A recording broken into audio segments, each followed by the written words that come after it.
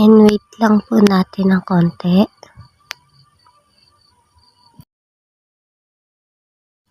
Ito na po yung lalabas dyan at pwede po kayo dito mag-check-in, makakakuha kayo ng points. At gagawin nyo lang po yung mga task, mag-browse, mag-search, mag-invite.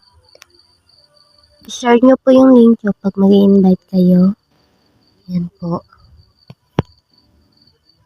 And punta naman po tayo sa withdraw.